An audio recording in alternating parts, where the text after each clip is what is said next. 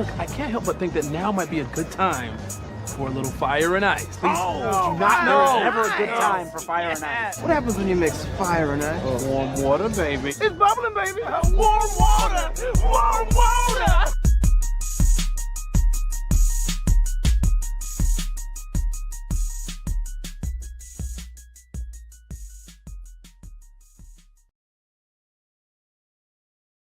It is a Saturday afternoon, and it means it's time for a little fire and ice. Mike Tipton, Brandon the Iceman Cone, hanging out with you over here at 655 Sunland Park Drive, our favorite place in the city of El Paso, Buffalo Wild Wings. Brandon, it's finally back. I've been waiting for it this whole time. What is back, Brandon? Check this out, guys. Bottomless appetizers. Oh, my goodness. $9.99, mix and match.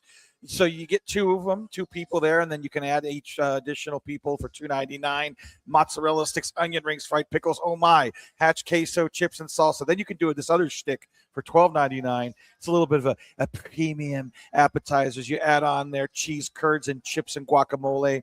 $3.49 extra per person. Oh, my goodness. We've had this before, and we put them out of business nearly. Remember that? They kicked us out multiple times. They've kicked us out of this building as we've been trying to, just take advantage of all the bottomless apps that we could possibly get. But, Brandon, we are joined by Bonnie Avila and Pipa Silva. I had to practice that because Avila and Silva back-to-back was like a nightmare for me for whatever reason. From the Sul Ross State University Alumni Association. Y'all have been on here before in the past. We spoke a little bit about a golf event that y'all have coming up. Tell me about it. That's correct. We're hosting a fundraiser golf tournament for the 915 Lobos on Saturday, May the 16th. We're really excited about that, bringing it back to El Paso. And it's funny. This is such a big golf town. I mean, obviously, Lee Trevino, Right. Christy Albers, Absolutely. It goes on and on. So many beautiful courses here. This is a wonderful event. Talk about what it means to the community, Bonnie. I think it's a great opportunity for us to come together. I know that, I love to play golf and reaching out to my friends that are fellow golfers. And it's for a great cause. We're raising money for scholarships. And as a matter of fact, I've met a friend of mine who's boyfriend just goes around town and just plays in golf tournaments with his buddies. And I said, okay, well, you need to play in ours. He has no affiliation to Sul Ross or anything, but they just love to play golf. And, even today driving out, and it's a little breezy. And my friend asked me, he's like, is it too windy to play golf? I was like, absolutely not. Yeah. And so we're really excited because, and if you love golf, you're going to play unless it's like snowing outside. Mm-hmm. Right. No doubt, and this no is doubt. a great time just to come together, and it's for a great cause and have a good time. And God willing, we'll have awesome weather. Hey, you know what I'm going to say? I'm going to fight against that. Whenever I lived in Alaska, I know people that were playing golf in the snow. Well, so I know you love golf. You're going to find a way to play golf in the snow. Yes, absolutely. Okay, so what about people like me who are not good at golf, don't play golf very often, and the only golf I've ever done is Top Golf? Would someone like me be invited out there? Absolutely. So we do have an option. Okay, you can be part of the 4-player team, and you get to play. And I've had the opportunity to play in fundraiser golf tournaments before, like the one in the Socorro ISD Foundation. And we had brand new people have never even picked up a club before, but I think most people know how to do putt-putt. Mm-hmm. So Sure, if that's their contribution, then they get to do putt-putt, while we're there. But it's just a great time to hang out and kind of learn the game and kind of coach them through that. But we also, so it's a time to just have fun. We're not, it's not highly competitive or anything like that. We do have prizes, but at the same time, everybody's going to get something. And we do have an opportunity for non-players to come and join us at the clubhouse and hang out. And that's $40. They get what is it, chiquita pequeña plate. So they're going to have an early dinner, and they get drink coupons. Okay, so they're just to hang out and socialize. You had me at drink coupons. There you go. And that's what's good about golf. So those of you that don't play golf, right? You can still pretend to play or hang out and play whenever you need to. You don't feel compelled. I know that it could seem a little bit overwhelming, if you've never been on the golf course, but it's a lot of fun just to go and hang out. And Yeah, I mean, the drill with golf. It's like you get pissed off, you hit 12 crappy shots, and the one good shot Yes, makes you sir. keep coming back for more. You know what I mean? Absolutely. That is it. That one shot Yeah. out of the other 200 that you take Yeah, away. which I've been playing for 30 years and I'm Yep. still average at best. You Yes. know, I mean, talk about the specific details people want to sign up for this prestigious event that we have coming up on May the 16th, Bonnie. Okay, yeah, so we do have some flyers out there on our website, the 915 Lobos Facebook page. Correct, PFAS? Yeah, yeah. Okay, We've have that. We've got it all over our socials. So. Yeah, all over our social, and then we can also send that out if somebody they can message us for that information, and they can register. We can register online that way.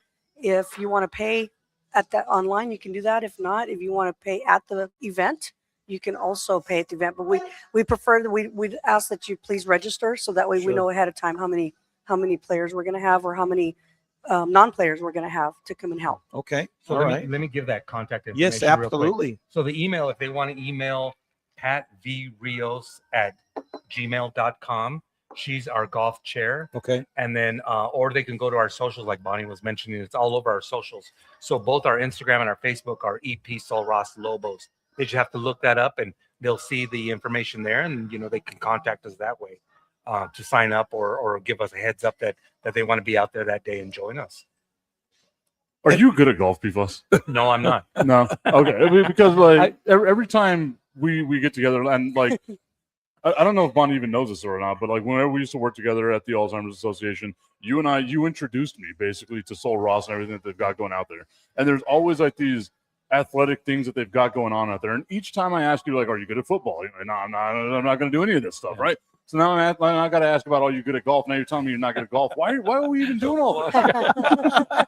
Because the money's good. Yeah, that's there right. you go. As There a you go. volunteer, the pay is wonderful. Yeah. And Bonnie, he's got a point. Mike had never been to Alpine, so Okay. people from Sul Ross, Yeah. whenever he's a convert. He loves Yes. Alpine now. Yeah. He fell in love with it the first time It's he great, went. isn't it? So, It is. It really is. And like again, I didn't have any expectations on what it was going to be like, but just the way that everyone at the university was so friendly. Yes.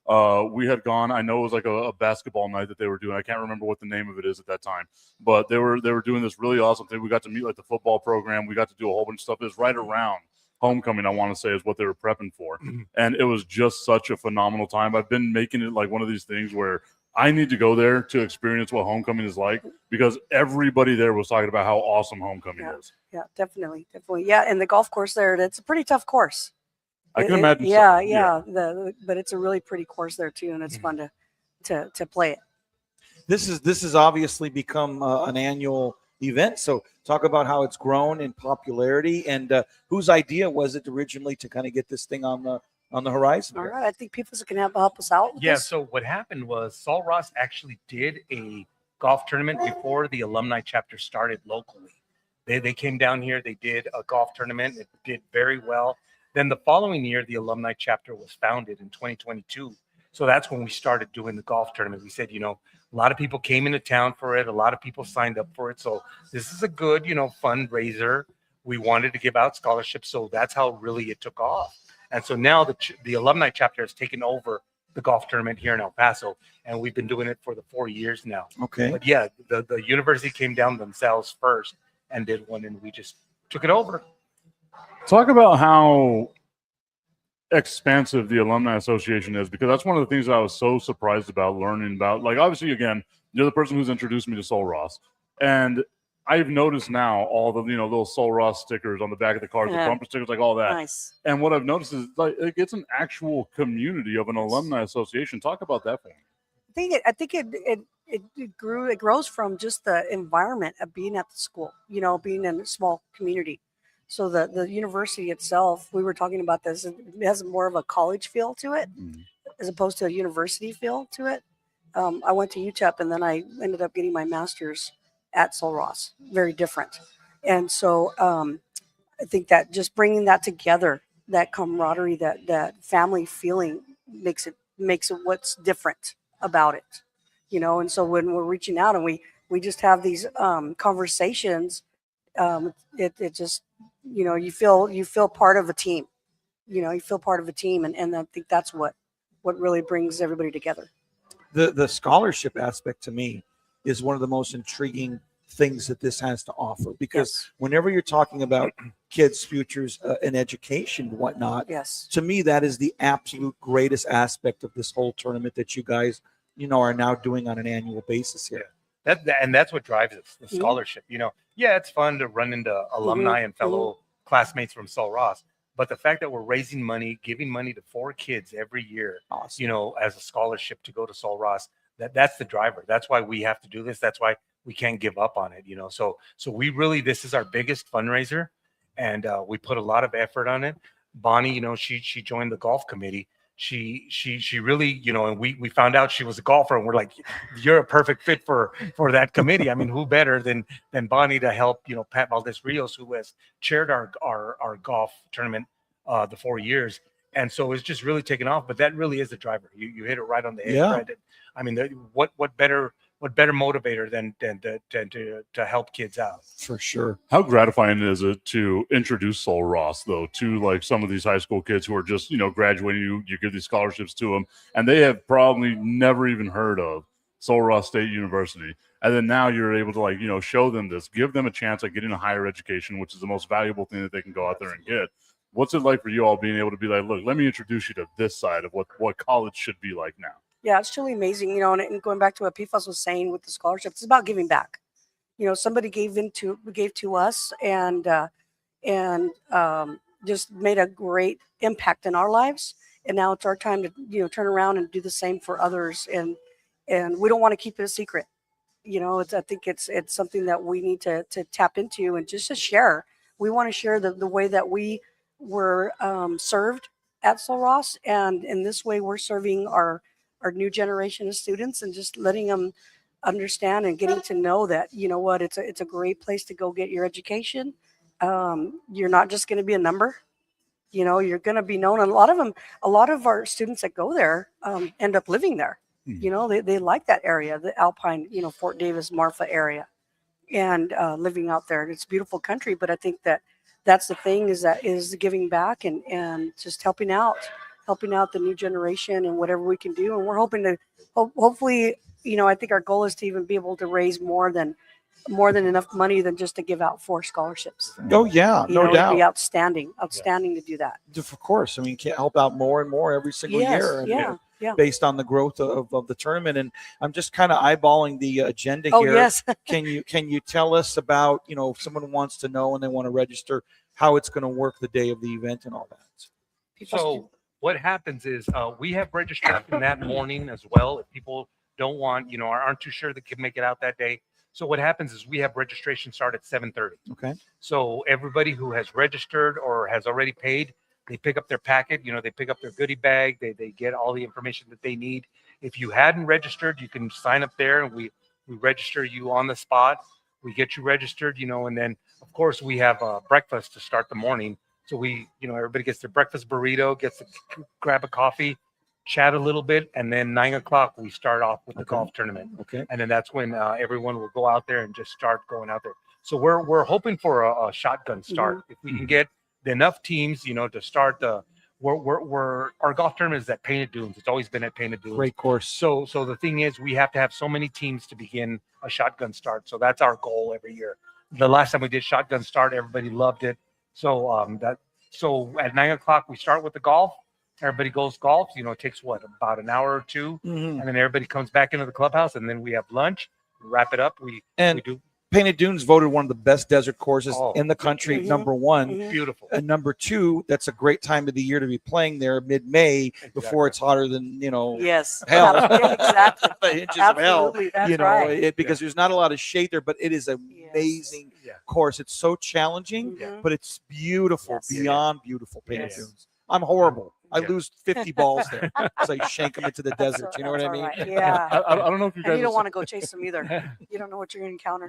I don't know if you guys have witnessed this. Like, you got to witness it in real time. He's like, I'm an average golfer, and then now all of a sudden he's horrible. Well, That's what he said. I'm not that great. I'm not really not. I'm okay.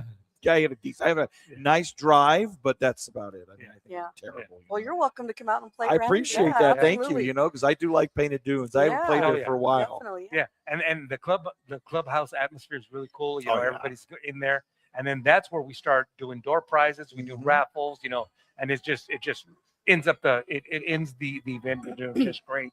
Just everybody having a great time out there in the clubhouse. So we talk about the scholarships that you guys are giving out. Is there a cutoff on this? Because I keep looking at getting my master's degree. I've been reaching out to Texas Tech, Texas A&M, UT Austin, all of them, because I have a specific degree in mind that I want to get. I need to see if it's over there at Sul Ross. But I mean, hey, your boy could use a scholarship. I'm good with that too. Yeah. Absolutely. Yeah, actually, what we've done in the past is we've given 2 scholarships to incoming freshmen, to brand new students to Sul Ross, and then we give 2 to returning. So whether you're a junior, senior, or if you're a graduate student, we give, you can apply for the scholarship. So it's 2 and 2. And like we said, we do want to increase that. It would be great if we could give 6. Then we would break it down with, 2 incoming, 2 returning, and 2 graduate. There's awesome. Possibilities are endless. It's just the amount of money that we get in. So any support we can get, we appreciate it, because that goes into the pool. And so, yeah, that's why we encourage people to come out. Yeah. And like Bonnie says, you don't have to know anybody at Sul Ross. You don't have to know anybody in Alpine. It's just golf. Golf is a universal game. Anyone can play it. You just got 3 other buddies with you. Just come on out and enjoy golf for $100. That's the best part. A lot of golf tournaments start at $150 per player. Oh yeah. Ours is $100, $400 for a team. I mean, that's a great deal. You'll get. Yeah, Exactly. and then the food. Painted Dunes, and Painted Dunes. I mean, it's the greens fees are Right. not cheap, generally speaking. So you get the cart and all that stuff, and the food. I mean, you had this guy at food. There you go. wouldn't be able to get him out of the clubhouse. Hey, there's golf going on. Oh, what? Yeah. You're right, I'm not here for the golf. I'm here for the food. Yes. Wait, yes. did someone say lunch? When they said shotgun start, I thought they meant like you get a can of beer. That's what we said. We do it like that, right? Sir, there's a golf tournament going on. There is. Yeah. There'll be some of that out there too. There'll be some of that out there too, right? My Yeah. buddy here. You tell me there's a drink card again. I don't play golf. You tell me there's a drink card, I will be out there just shanking every shot I That's possibly okay. can. You got snacks? It's like, this guy. You got to love him. Okay, so tell us once again the time, the date, just everything that you got, all the information that you want to get out there. The more we get it out there, the more people would be able to, sign up and enjoy the event that you guys are putting on over there at Painted Dunes. Absolutely. Yes. So Saturday, May the 16th, we register at 7:30 in the morning. And I believe we're hoping for a shotgun start at 9. Is that correct, Pifas? Right. Yep. And then we'll have lunch afterwards. So Saturday, May the 16th. And I think if they have any questions, we're going to be meeting on April the 23rd, Okay. this Thursday. Pretty soon. correct? Mhm. We have a great event coming up, a social Okay. for the 915 Lobos at Dead Beach Brewery. Nice. 6:30 p.m. this Thursday. Okay. So that's a good way to get started, Mike. Yeah, right. I mean, you say beer and golf. Like I'm 100% there. So There you that go. might be what we do with that. And Brandon, maybe we put a team together. We're not going to win. That's No. But you see that's where like no. that's where me being the competitive freak that I am. Like I this can is where teach it's you a bad. few things. I mean, I have been you just playing admitted along, right now to but people watching I have been that you playing. are horrible. That but was your quote. Well, I'm okay. Here's Horrible. the thing. I have my days, okay? But I can teach you a few things because you never play, and I know how to play golf. You don't. Okay. You are a putt, so no pun intended. You know, I knew exactly don't- where you were going but- there.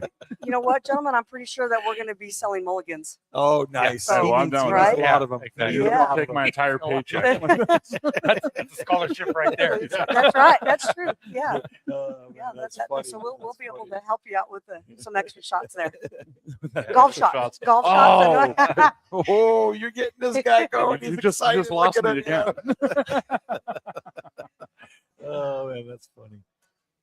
I you know what? I gotta say, I'm really happy that we've been able to talk about this wonderful event. You guys, Thank you. I mean, it's been a few years since I've seen you. Yeah. If memory serves, and we just want to thank you guys for putting on this wonderful event, and of course, the details have been tremendous. I mean, everybody's got to be excited for this, and the numbers have gotten better and better every single year. Yes. We're truly thankful for that. And we're Mary. And then we're going to have our Chihuahuas, the night of the Chihuahuas, where we're going to give out the The scholarship. scholarships. Wow. Tell us about that. What Yeah, night is that with the El absolutely. Paso Chihuahuas? July 18th. Okay. The Chihuahuas game. I think they're playing the Space Cowboys. I can't remember. Okay. So we'll be out there that night, and before the game starts, we pick someone to throw out the first pitch, and then, like Bonnie said, we present the checks to the students out on the field. So it's a pretty nice event, and they recognize us at, I think, the 7th inning. They put us on the big jumbotron, but it's an exciting night, and the ticket sales, we sell tickets to that event as well, and portion of that goes to our scholarships as well. But that's a really cool night because then we have the families there of the 4 kids that are going to be receiving the scholarships, and so it's really a fun night. And so that's also on all our social medias, EP Sul Ross Lobos. You can see where we're advertising that, and you can get your tickets. $22 a ticket, and this year we're doing a little twist on it. In previous years, we would give you a popcorn and a soda with your purchase. We're not doing that. We took that away, but we replaced it with a baseball cap. Oh, cool. Oh, You're getting a that's even better. Chihuahua Yeah, it baseball is. cap. Yeah, it is. He So- loves baseball caps. Yeah. He's always wearing them. Yeah, I You know. complimented the one, and he'll talk about the one he has on right now Stadium later on. But Yeah, I mean, I like it's that. good. I mean, I'm going to be out there at that Nice. baseball game Yes, for you y'all. will. So Yeah, like, you will. it'll be there. Yes. Brandon, you need to find a way to meander your way on out Oh there. yes, Find I'll your way. meander my way. Absolutely. and the best part is there's fireworks at the end of the game. Yeah, it's a Also, Saturday. Saturday night. game. Yeah, Yeah. Saturday Okay, game. excellent then. I am looking forward to that. You want to send me some music that you guys want to hear during that fireworks show? We'll get something going. Your boy knows some people. There, right? So there you yes, go. There yes. you go. He's somebody. Yeah, yes, yes. I don't know about that part, but I out of all the people that there have been, I am one of them. That's why after we stopped working, I still kept in touch with Mike. Oh, you know how you yeah. you know how you attach your chain to a star? That's There what you I go. did Oh, right yeah. there. Oh yeah, yeah. Absolutely. He's a good man to know. I don't know about that part either, but we'll accept it. I am the worst at accepting compliments. Thank you. That's all I'm going to say about that. Okay. Once again, May 16th.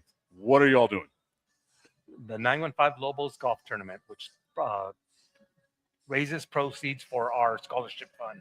So alumni, El Pasoans, anyone is invited out to come play golf and enjoy a nice May day, out at Painted Dunes, and help us raise some funds. That's what we're doing, and it's important that we get a lot of support, and hopefully we get a good turnout this year. Awesome. I am so looking forward to it. I'm going to see if there's a way I can get on out there. I got to check my schedule. I live my life now like Vin Diesel does, a quarter mile at a time. It's just one day at a time. That's all I'm doing now with the way that my life is. So I got to check my schedule. But Brandon, I do want to find a way for us to get on out there, support them in any way that we possibly can. And, let's get some kids out there, some other people, a much deserved education that they Absolutely. need. That's very, very Absolutely. valuable. It means a lot to them. Absolutely Thank does. you for yes. everything you guys do. PFAS, Bonnie, anything else that you want to leave the people with? Just want Bonnie's to good thank at you. this. Just want to thank everybody. Sul Ross has made a huge impact on our lives and our professional lives, and we're looking forward to it. We know that we have a lot of friends that their kids are planning on going to Sul Ross as well, and it's to be able to give an opportunity to a student here from El Paso or from the 915, and whether it's from Tornillo or Anthony, any of the county schools. An opportunity. This may be their opportunity to get a college education and just give them a little bit of a boost. Whatever we can provide them with, to be able to pay for books, even gas money just to drive from El Paso to Alpine. That it could help with that. So we're really looking forward to it. So however anybody can help, we also have donation QR codes and ads like that. If you can't make the golf tournament, there's a place to be able to make a donation. We'll take any amount will help. And towards this great cause on our Facebook page. But that's it. Thank you for this opportunity to spread the word. Send me any of those assets that you all have. I'll put it out there on my social media pages, and we'll see who clicks what. You never know, someone might Absolutely. donate something. Sponsors, So there I might would be- love that. There might be Yes. sponsors out there that will be able to, sponsor the meals or sponsor a whole sign. So yeah, absolutely. And if Put you're a that out there. sponsor, you want to sponsor this man's meals, you can do that. You'd rather clothe me than feed me. That's for sure. Let me tell you. I think this guy can eat.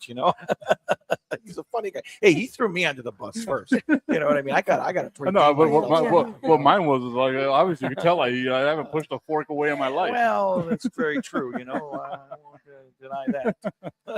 PFAS, Bonnie, once again, thank you all so much. Everyone, we're going to take a little bit of a break here so we can say farewell to our friends. Yes. And then we'll be back to talk about what's going on with the NBA playoffs, the NFL draft, and all that other stuff that's coming up right here on Fire and Ice Live at Buffalo Wild Wings. Turn all these down.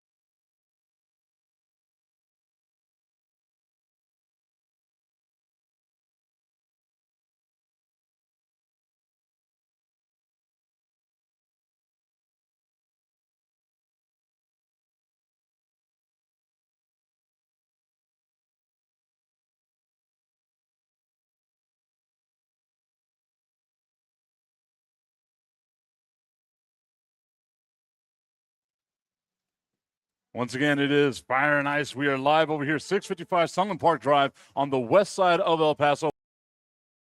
I got to switch my cameras around over here. What happened? It's this one. But now I got to make sure that I have audio coming out of it. And I do. I think I do. I don't know. If actually, you know what? Let me do something different. Do a little.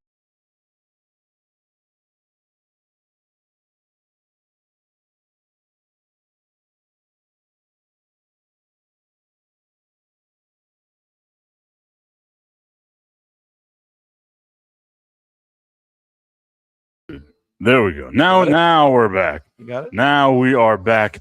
Brandon, we are finally back. That was awesome. Sul Ross State University Alumni Association, the 915 Lobos, hanging out with us over here on a Saturday at Buffalo Wild Wings, 655 Sunland Park Drive. Brandon, tell everybody about the specials one more time. This is the big one right now. Bottomless appetizers, $9.99. You can get, check it out, mozzarella sticks, onion rings, fried pickles, hatch and queso, chips and salsa. You start with 2 and then $2.99 per person, over 4 people. And then you could do a shtick here for $12.99. It's a premium bottomless appetizers. You would incorporate cheese curds, chips, and guacamole. You start with 2, again, $3.49 per person, over 4, $12.99. That's a great deal. You got to love that. And of course, they have late night happy hour every single day. They have so many good specials here. Everyone's really, but this is the big thing that they just reacquired recently, because we had this in the past. And boy, but to tell you what, we ate them out of house and home, if memory serves. I mean, not only do they do the bottomless apps, and that's what gets me excited about this, Brandon, is that they got the bottomless apps going on. But you know what else is going to be following the bottomless apps? All of the wings. Oh, yeah. Oh, remember in the summertime we remember get our that? wings. Oh, man, we had a good time. Remember that? Oh, we tried to crack 100 each, and I think we stopped at 20. Yeah, I think so. I don't think we got to 20. Yeah, no, I don't think we did. We tried our best, and we did okay. It was a valiant effort. Remember? It was a very valiant effort. We tried our best. Really fast. Yes, it was all me. I'm the one, because I'm a very slender man. That's what it is. I wasn't able to eat all the food that I wanted to eat. Okay, but I don't know, Brandon, if you've been keeping up with the NBA playoffs. It's been, me, I'll watch basketball no matter what. It's been one of my favorite things to watch so far are these play-in tournament games. I was iffy about them at the beginning. They've kind of grown on me, and now I can't picture the NBA without these play-in tournament games. Did you happen to catch any of them? Lately, I have not, but I tell you what, I do like the tournament games. I mean, I think that they're great for the sport because, again, we've talked about this in the past, Tip, is that, it's essentially, imperative when you have so many games and you have such a long postseason and really such a long season, obviously, in general, to kind of try to mix it up as much as you can. Yeah. And I think trying to spice up the game as much as you can has not only made the sport better, but more watchable. Because, I mean, let's face it, there's a reason why college basketball is so popular with the NCAA tournament. The NBA, it's not as popular as it used to be because of, I guess the lack of defense and, of course, excuse me, the way that the game is nowadays. But I like the play-in tournaments. I think they're great for the game, and I think they should keep doing them ultimately. I think they're wonderful. I really do. And I agree with you on that, Brandon. There's a part of me that doesn't like. I think there's a racer whose last name up there is Tipton. It just caught my eye. Look at that. The one-track mind of Mike Tipton over here, number 17 in the Toyota. Now I got to find out if that's Tipton or Tiplin or whatever. I'm trying to find it here on the screen. It looks like a T. Number 17. You have the light right in front of you. Do you see, is it Tipton or Tiplin? I can't see him. Tipton. Yeah, that is Tipton. Hey, look at that. Look at there being a racer with my last name. Let's go, number 17, whoever you are, whatever your first name is. I've already got you. I'm your number one fan. I just learned about you today. But I watched the NBA play-in tournament, and it got me thinking about one thing, Brandon. It's been 5 years now, 5 whole years since Kawhi Leonard and any of his teams have won a playoff game. Wow. Now we look at what's going on with the Golden State Warriors. They get bounced out yesterday with the Phoenix Suns, a very unceremonious game, a very un-Steph Curry-like game for the Golden State Warriors in that one. Obviously, I don't think that you've been keeping up with the game the way that I have, but do you have someone that you think is a favorite going into the NBA playoffs right now? Well, I mean, look, it's a matter of, a favorite per se. I think the Spurs are going to make a good run. I know you may not agree with me. I know they're your team, but I do think that Wembanyama is going to show us that he could take them on that deep run. And whether they're going to win it all or not is certainly to be determined. I think Boston, Cleveland, obviously Denver, but I don't know that I have per se a favorite. OKC is obviously, great. I don't think we're going to see a repeat champion. I think it's very difficult to repeat in the NBA. We haven't seen it for a long time. The Lakers could make a little noise, but they'll probably go out in the first round, more often than not. Is this LeBron's last year? Is it? I mean, I think he said it's probably his last year, right? I mean, you would think, right? Like, this is what, 23 seasons of playing professional basketball. Your team isn't great. And like you said, they're more than likely going to get bounced in the first round to the Houston Rockets. I think so. The LA Lakers are the 4 seed right now. Luka's hurt. Austin Reeves isn't, as healthy as you'd like him to be. The whole surrounding cast of the LA Lakers is not great.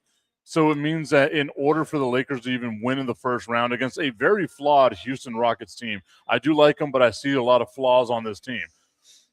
It would take a Herculean effort from LeBron James to get there. My guy's 41, 42 years old. Yeah, spring chicken anymore. It's not going to be consistent. No. He might have a game where it's like, oh, that's LeBron James that we remember, but it's not going to be what a lot of people are expecting out of it. How will his legacy be remembered with the Lakers? I mean, in my opinion, I feel that it's been good, but certainly not great. I mean, obviously you've won one with AD and the bubble with the asterisk, but I don't feel he's really lived up to expectations with the Lakers. I feel like, yes, you're right with that one, but I also feel like whoever came up with expectations for LeBron James to begin with was not right? Because no matter what happened, whenever you come out of high school and they call you the king, the second coming of MJ, this and that, and like you can look at LeBron James's career statistics, amazing. Just out of the window. No doubt. But when it comes to what people remember you for, which is all those rings and stuff, very underwhelming. Yeah, no doubt. Right? No doubt. And that's what I think of it whenever I look at it with the LA Lakers, right?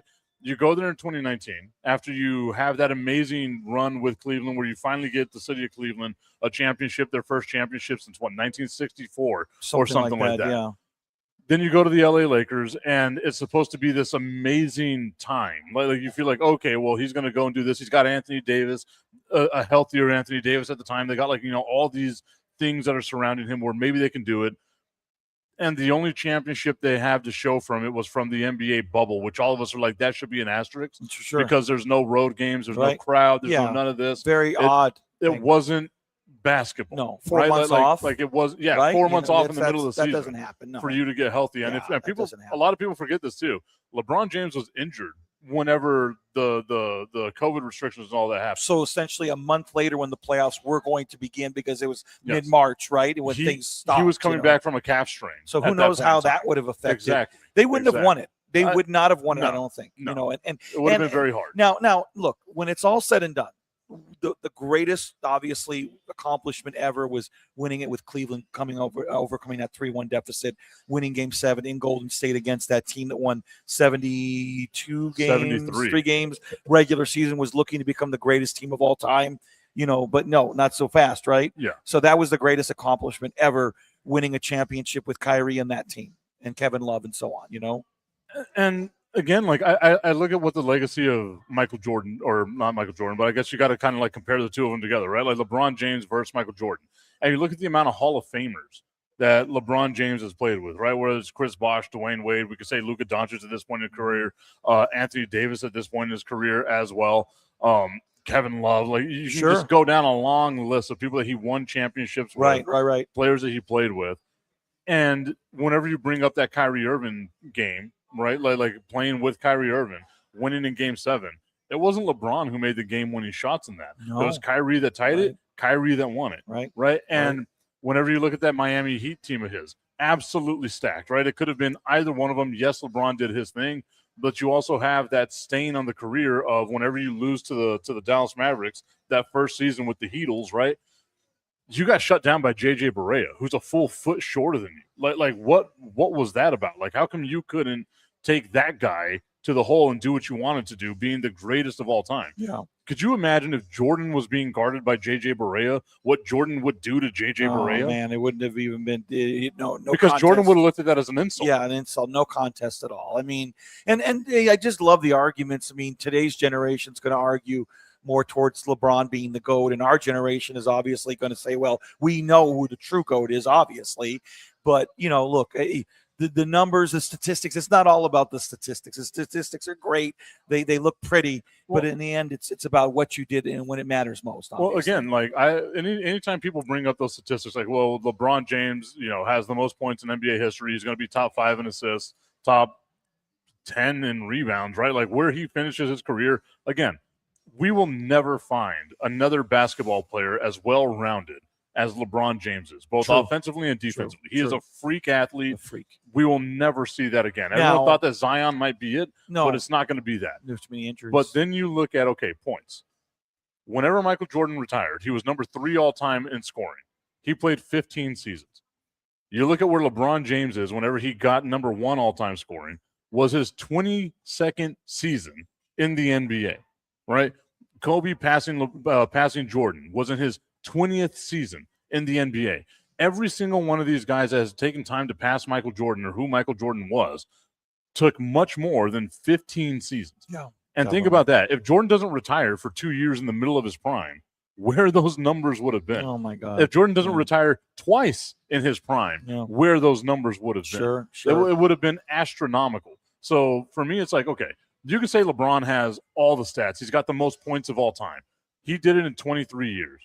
Jordan finished number 3 all-time in scoring behind Kareem Abdul-Jabbar and Wilt Chamberlain by only playing 15 seasons. Yep, absolutely. That's an insane number to hit people with. No, absolutely. And to me, the most daunting statistic, one of them is the fact that you just kind of hit the nail on the head with taking a 2-year hiatus to play baseball and then coming back like really nothing had changed. I mean, how many people would have come back rusty and never been the same player that they were? And, who the hell does that? Like you said, in their prime. I mean, that's unheard of. And again, I know the argument, those great Rockets teams of the mid 90s and, Jordan let them win those championships again. They win 8 in a row, I think, potentially, if he doesn't retire. No doubt. I can't see those Rocket teams beating those Bulls teams in the mid 90s. I just can't do it. I can see the argument that people would make, like obviously like, Jordan issues with Hakeem, Vernon Maxwell, whatever. Vernon Maxwell was a really good defensive player. He had problems with Michael Jordan left and right. Like there was no one out there that was shutting down Michael Jordan. Kind of the same way Ruben Patterson. That's a name for people who might not remember basketball stuff. I'm going deep into the well here. Ruben Patterson with the Portland Trail Blazers dubbed himself the Kobe stopper. Kobe averaged 37 points a game against him. That's so much of a Kobe stopper. Yeah, you're not doing much. He didn't average 50 a game. Oh, wow. You really shut him down. I didn't let him get 40 this time. Boy, you really shut him down well. Good job, buddy. But again, like I really look at where you're coming from here with LeBron James, going back to like what the legacy is going to be with the LA Lakers. And to me, I don't want to say disappointing, but it's leaning more disappointing. It's more than underwhelming, I think. Yeah, I mean, 7 years at this point, right? I mean, this is 2026, so 7 years, a championship again. We talked about the asterisk, which rightfully so. And it's not like they haven't given him really good support, and he's had great teams to work with. And it's like one run, and in a year that was the oddest of all years that we've ever seen in sports history. And nothing really. I mean, I think they made the Western Conference Finals, right? If memory serves, 1 year, and then lost. I can't remember who they lost to that year. Also, it was Denver. Was it Denver? Okay. So, I mean, certainly there's been that run. But other than that, most of the seasons have been underwhelming. And I say underwhelming because what do you look at? What has to be accomplished to look at a success? Well, I mean, a lot of people would say winning a championship. Some people may say getting to the conference finals, at least getting back to the NBA finals. But when it's all said and done, I mean, heck, you had Luka Doncic as well, but that really hasn't worked out so well. I mean, it's been, okay, but nothing to write home. Yeah, it's been a year and a half. Yeah. And, and who knows what would have happened had they both been in their prime, but obviously that wasn't in the cards. You know what I mean? Yeah. But nevertheless, I mean, to me, I look at it as an underwhelming 7-year tenure with the Lakers, in my opinion. Ashley Candelaria from Talking About It says, one other thing LeBron did no other has is taking flops to another level, influencing other sports to do the same, seeing big-ass football players flopping for flags. Sure. I mean, okay, we can blame that on LeBron because that did happen under LeBron's watch while he was the face of the NBA. But that was more like that was just European players came in. Yeah, I mean, started that's, flopping, and a like, lot of it's a big part of the game. And as a Spurs fan, like I can blame that on someone like Manu Ginobili, right? Like he was an artist at doing the flopping and stuff. They kind of stopped it, but LeBron James again. Whenever you see LeBron James, the physical specimen that he is, 6'9", 280 pounds, just a huge human being, getting a small little chicken wing like that and flopping to the ground. That's where like, come on now. Exactly. Clearly that's not going to hurt you at all. No, not at all. And you are a big man. He should win an Academy Award for flopping, and again, that's something that MJ never really, I mean, sure, Jordan had his shticks, there was the Jordan rules and he pushed off and didn't get called for fouls or whatever. I mean, Jordan was Jordan, but I mean every superstar gets that. You're going to get the calls. Look at Shea Gilgeous-Alexander, right? Absolutely. Like whenever you're the MVP, you can go out there, you can become a free throw merchant, you can get away with travel, you can get away with all that other stuff. That's the flopping part about it. That's just unforgivable. Yeah, it sucks, and it's funny because we see it a lot in high school too. I mean, and I'm coaching high school now, and it's like the refs are always telling me, "Hey, tell that kid to stop flopping." Like, yeah, I got you. I'm going to bust his chops and tell him to knock it off. Because it's like it's not acceptable. I mean, it looks so bad, and it's just it takes away from the integrity of the game. Obviously, you know what I mean. It takes away from the momentum of the game. It's not good for the game. The flopping BS. I just think of the way that the game has changed. You know what I mean? And this is a thing that yesterday on the tipping point that Augustine and I were talking about as well was like, how do you rank the greatest players of all time? And one of my things was you can take this player out of whatever era, put him into another era, and that player would still be dominant, right? Sure. Like Michael Jordan, you can put him anywhere. Any He's era. doing whatever he wants, absolutely. Right? Nikola Jokic, I feel, is one of those guys where you can just put him in because he's not overly athletic. He doesn't rely on anything other than his brain for being able to get him some points, right?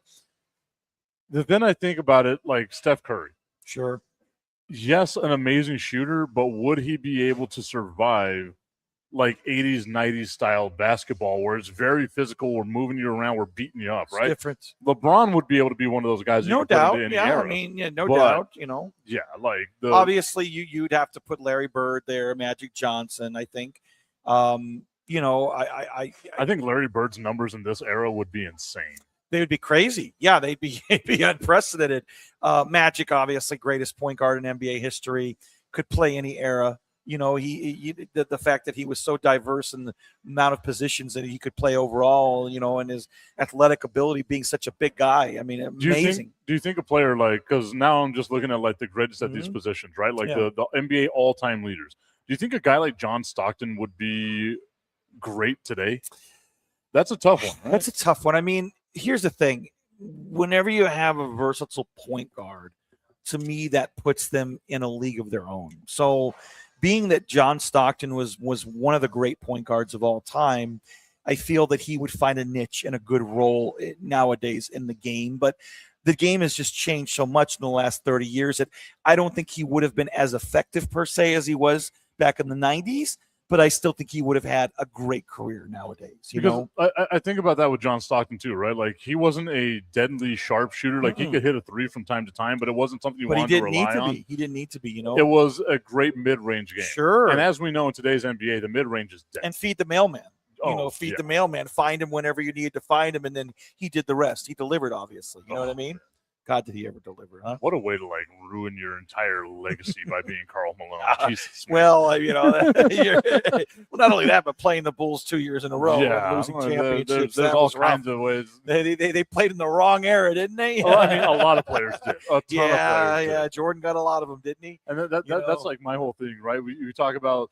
That's why I hate the rings argument, right? Because you got there were some great players in the 50s and the 60s that ran into a buzzsaw known as the New York Yankees, right? Yep. Or in basketball known as the Boston Celtics, who won 11 out of 13 championships. Sure. Whenever you have dominant things like that happening, the ring conversation to me has to die, right? Because whenever you look at it, like Patrick Ewing could be one of the greatest centers of all time. he didn't win a ring. Yeah. Well, look who he was playing against, man. Yeah, Charles Barkley. I mean, the whole, Clyde Drexler was fortunate enough to go to Houston to get his ring, or else he would have never gotten one playing with Portland, obviously. I always say this. I think Clyde Drexler is like the original ring hunter. Yeah, right? Like where he's like, I'm not going to win a ring with Portland. Yeah, to quote my great friend Smitty back in Chicago, everybody and their brother wanted to see Clyde Drexler get a ring, and he went to Houston and he got his ring. But yes, he was a ring hunter, and you know what? Rightfully so, man. I mean, good for him for doing that, making that little strategic move, right? Yeah, I mean, go get your ring, dude. Yeah. Still not going to be ever considered one of the greatest of all time, but I mean, Clyde Drexler was fun to watch back in the 90s. He was great. Hey, original Dream Teamer. He was damn good. He really was. And he did great things for that organization. I'm talking about, Portland in the 90s. You know what I mean? So then I've got another question that just kind of popped in my head about this while we're talking about it. We're talking about like the whole LeBron James. Where do you put LeBron James as like one of the greatest of all time? And I think of it this way, right? Like the early part of LeBron James' career, you wouldn't have said that he's the best player in basketball because that was Kobe Bryant. Sure. No doubt. Maybe there was a small period of time there where you could say he was the best. I want to say maybe 10 to like 12, 13, maybe 2010 to 2012, like around that time. But then Steph Curry becomes who Steph Curry became. And I feel like Steph Curry became the more feared basketball player out of the two of them. Sure. So for me, it's like, was he even the greatest of his generation? I mean, I feel that, if you look at the longevity of the career and of course the amount of championships, I still would say he is. Yes. I mean, I understand your argument, in the respect that there's been a hell of a lot of great players that have really played during his particular era. I mean, and again, that's a great question. Really, that's a loaded question to say the least. We could spend hours talking about that alone. Because, you know me more than like most other people do, right? And they'll say, like, especially when it comes to the argument of Aaron Rodgers, the greatest quarterback of all time. Right. He wasn't even the greatest quarterback of his generation. Right. That was clearly Tom Brady. Tom Brady, absolutely. And to me, there's no ifs, ands, or buts about Tom Brady was the greatest that there was. No doubt. I don't think it's crazy to say that there is an argument to be made between LeBron James and Steph Curry of who carried this more recent generation. I mean, definitely if you look at the later part of the last, let's call it 15 years, you would have to then argue Steph Curry because they won, I'm trying to be a historian. Was it 3 and 4 years? Yeah. Okay. And then the only one they lost was to LeBron, of course. It would have been like 4 and 5 years. But, yeah, I mean, what they accomplished was a tremendous. Now, they do have the same amount of championships. They do. But of course, they also created the super team, bringing on KD. But then again, who did? Do you know what I mean? But that's what I'm saying, right? It's like they won a championship before him. They won. Was it 1 or 2 before him? One. I think 1. Okay. And then they won 2 with him. Okay. Yeah. So, I mean, actually 2 without him because people forget they won in 2022 as well. Right. Now, if you look at, in terms of who's the better raw shooter, obviously Curry's probably the greatest shooter that we've ever seen. He's unfriggin' believable, and he's not as good as he once was. He's a little older now, but he's still pretty damn good. So you know what I mean? I still go back to, yes, I agree. Steph Curry's a little older than what he was. Like, obviously, that's how time works, right? Yeah. But if you go back to that Olympics where it's the gold medal game against France, and Wembanyama's out there just doing what Wembanyama does, being a 7'5" alien that can just play basketball anytime he wants to, and Steph Curry started putting him in the blender and he hit 7 straight threes to give the United States a gold medal. Yeah. This is, again, a geriatric Steph Curry out here doing all this. Sure. It was just like the last thing to go whenever you're a baller is that shot. Yeah. LeBron James never really had a shot. He's still, once again, just a physical specimen. He can get to the rim anytime he wants. But the second you have to rely on that outside shot, LeBron James becomes mortal. Yes. Steph Curry is a guy that can live on that shot for the next 10 years. Oh, for sure. For sure. I mean, how versatile is a guy? How unguardable is a guy like that? Where it's like you can't do anything to slow him down from the perimeter. From 15 feet, he's automatic. From downtown, he's not. I mean, he's nearly automatic. He's like, how do you stop or slow down a guy? Like, obviously, and anywhere else on the court, he's lethal, right? When you have a guy whose game is low post, 10 feet away, yeah, they're great, but they don't have that amazing outside shot. When you have that amazing outside shot and all of the above, you're unstoppable. Oh, yeah. you're just And unstoppable. like the ball handling, the it's ability amazing. to find guys, Absolutely like it's amazing. It's great. Like I do so many things on the court, and that's And what again, makes them so entertaining. that's to me what makes Wembanyama so entertaining. And I try not to be like a Spurs homer. I love my Spurs, but watching He's great. Watching a dude that's 7'5", Do what he does. be able to handle the ball, shoot from the outside, dominate the paint anytime that he wants to. It's crazy to watch that. And it's interesting to think about where he's going to be when it's all said and done, ranked as one of the greatest, if not maybe the greatest big man of all time. Who knows, right? Well, and where he's going. Like that to me is like where the argument becomes very fluid, because this is where we started off yesterday with what I was talking about with Jokic. I consider Jokic to be one of the top 3, if not the greatest basketball player we have ever witnessed. He's amazing, because no one. And he's got his ring. He's got his ring, a ring, right? He's got a ring, But again, you're looking at a dude that's 7'1", can shoot from the outside, do all that. Averaged a triple-double for the second time this season, for like a whole season, averaged a triple-double. Yeah. And whenever he's on, is unstoppable. And then the other day against the Spurs, he goes with this, three-pointer that he did to Anthony Davis, where he brings the ball all the way back, like way behind his head, and then shoots it and drains that three. It was over Victor Wembanyama, who has a 35-inch vertical jump, who is also 7'5", and had that entire wingspan just up in the air trying to block that shot. And he still did it. Jokic made that shot over that. Yeah. That means that's the most unstoppable shot in the history of basketball. It's incredible. And then again, it makes you wonder, hey, well, who's the greatest big man in NBA history? I mean, and that's what, to me, he's at least in that conversation. No, he's up there. I mean, obviously, Shaq, was incredible, but Shaq didn't have the outside game. Shaq was all about feed him in the low post, but he was unstoppable. No one has been more dominant in the low post than Shaq. I mean, that guy in his prime was like, gosh, amazing. But he couldn't shoot free throws for crap, and he didn't have an outside game. If it was a 5-foot shot, it was done. Yeah, I mean, what was he, like a 40% free throw shooter? It was horrendous. Maybe. Hack a Shaq. That was a shtick that worked, right? The thing is, you can't do that to a guy like Jokic, because he will make all those free throws. And he'll make the three he's taking too, and a 4-point play or whatever. You know what I'm saying? So that does not work. I am a big fan of what Jokic does, and again, I'm one of these people, I can recognize greatness in the middle of us watching greatness, right? That's why I believe, again, that we'll never see an athlete like LeBron James. You have to appreciate the greatness of him. Tom Brady grew on me. I used to be a Tom Brady hater, but he grew on me because you were watching greatness in the moment. The same thing with Kobe Bryant. You're watching that greatness in the moment. We've got to appreciate Nikola Jokic for what he is. Again, absolutely not a physical specimen. Yes, he's 7'1", but you can tell he's made out of mayonnaise, right? Like, he is not very athletic at all. No. And this basketball playing jar of mayonnaise is the most dominant player in basketball. He's tremendous. He's tremendous. You got to love him. And that's the thing. More than anything else, to me, you got to love the story of the big man, the big ox that just is able to be so great in a agile game where these guys are just so fast and they're so amazing. Well, you could be a big fella and be pretty damn good, obviously, In a game of finesse. Yes. You have this big bull just going around wrecking shop. A bull in a freaking China shop that's just tearing up everybody. You know what I mean? I absolutely love it. I absolutely love it. And then, of course, Brandon, coming up this week, on Thursday is the start of the NFL draft. Yes. Our Dallas Cowboys. They're going to move up, huh? From what I hear. They have 2 first-round picks. Yes, they do. I hear they may move to the top 5. If they do, who are they eyeing? Because I look at this team, they don't need help on offense. Yes, you need help on defense. Yeah. But to me, there's not a guy out there that's worth trying to move up that many positions at that price tag. No. For the Cowboys on defense. Yeah. I you know what? I'm a little dumbfounded by the move, in the respect that Jerry's a gambler, but is he that big of a gambler to give up enough to move up to the top 5 or 6? Because that would be very out of character for the Cowboys. Yeah, I mean, because we all know that offensively they're okay. They're in decent shape. I don't know what's going to happen with Pickens.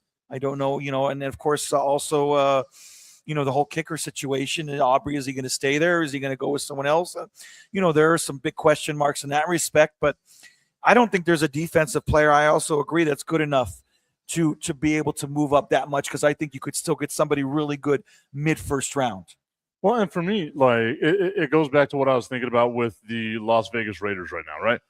I'm one of these people. If I have the number 1 overall pick, I am trading that thing as much as I possibly can, because to me, the haul you get in for it, the massive amount that you get for the number 1 overall pick, far outweighs what Fernando Mendoza as one singular player can get you. Sure. So for me, if I have the number 1 pick, I'm trading as much as I possibly can. Absolutely. Yeah. I mean, no doubt. I mean, that's, it depends where you're at and what your needs are. But, again, you look at the Raiders and they have, certainly a lot to look forward to here in the near future, in terms of your running back, your tight end. I think they're okay. I think the Raiders are going to, you brought in Cousins, who to me, obviously things didn't go that well in Atlanta, but I think the Raiders are going to eventually be okay. I do. I'm going to disagree with you in that respect. I'll say you got much more faith in the Raiders than I've got, because I look at that team. I mean, they still had Brock Bowers and they had Ashton Genty last year, and they were bad. And yes, I get it. Geno Smith was a quarterback, but Kirk Cousins is not like the guy to get them over the hump. And then clearly Mendoza's going to have to start some games. He's just there to mentor Mendoza for half a season, I think, and then Mendoza will take over. That's not a winning recipe. That team is so bad. They have so many more holes than getting a quarterback. They got rid of their coach. He's that's what I'm saying. There's so much. There's so much. He was there 1 year, right? Yeah. Carroll. He's still with the organization, though, is he? Yes, not? he's like in the general manager type position. And of course, Tom Brady's a partial owner. Greatest owner of all time. Yeah, he comes back. We'll be okay. Like I'm a Raiders fan. I give two shits about the Raiders. Tom Brady sees Mendoza down there. He's like, this kid sucks, just suits up. He's the owner of the team. He can do what he wants. I mean, it's the GOAT. He's the GOAT for a reason. He 100% is. He really is. No doubt. There's no argument there. Once again, everybody, we are live over here, Buffalo Wild Wings, 655 Sunland Park Drive. Fire and Ice is back. We're back. We were gone for a little bit, but we are back for now. Brandon, tell everybody about the specials, because something else is also back. Yes, the bottomless appetizers. So, you got $9.99 shtick here, and you can include mozzarella sticks, onion rings, fried pickles, hatch queso, chips, and salsa. Starting with 2 there, it's $9.99 a person and $2.99 per person over 4. Okay, so that's not a bad deal. And then if you could do the premium for $12.99, also incorporate cheese curds and chips and guacamole. That's $3.49, starting over 4 people and $12.99 there. So that's not a bad deal. You can eat like Buster's Gang for a small amount of money here at B-Dubs. Love it. It's a fun time coming on out here each and every time. Everybody, I want you to come out to Southwest University Park tonight as the El Paso Locomotive are back in town taking on San Antonio FC. We have a giveaway for the first, group of fans that are there. We have this awesome, you can see it right here, Loco State of Mind trucker hat that we're going to be giving away at the gates. Obviously, as you know, with any giveaway, those are a limited amount. So the earlier you get there, the better your odds are to get that hat. Once again, Southwest University Park tonight. The game kicks off at 7 p.m. as the El Paso Locomotive hosts San Antonio FC, and it's a Copa Tejas game. So I'm learning more about soccer as we do. Like, force feeding me soccer is what I'm starting to learn about over here. I mean, I'll watch the World Cup, but that's about it. You won't get me to watch soccer. No, thank you. You're not going to come out and support? Oh, for you, I will. There we go. That's what I wanted to hear. Thank you. Thank you, Brandon. Once again, everyone, thank you so much for tuning into today's show. We will see you all next week. Have a good one, everybody.